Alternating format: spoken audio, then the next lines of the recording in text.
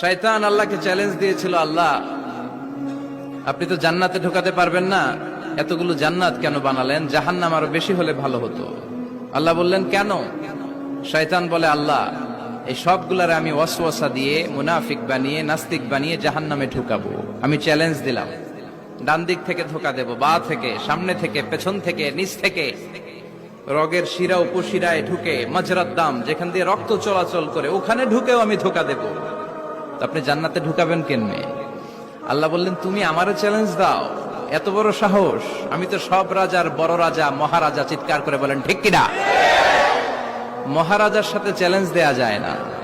তুমি আমাকে চ্যালেঞ্জ দাও, ওকে ডান, আই টেক ইউর চ্যালেঞ্জ। আমিও তোমার চ্যালেঞ্জ নিলাম। তুমি আজীবন ধোকা দিবা, আজীবন তুমি গোমরা করবা, বেনামাজি বানাবা, জালিম বানাবা।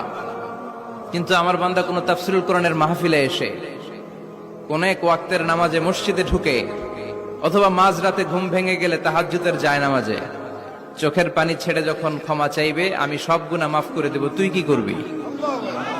চিৎকার করে পড়েন আল্লাহু আকবার। এজন্য ভুল নাই এমন কোন মানুষ নাই। ভুল হয়নি শুধু নবীদের, এজন্য তারা মাসুম। আহলুস সুন্নাহ ওয়াল জামাআর ইতিকাদ হচ্ছে নবীদের কোনো ভুল নাই, ঠিক কিনা? ছোটখাটো যে ব্যাপারগুলো ঘটেছিল সেগুলো আল্লাহ অবশিষ্ট থাকতে দেন।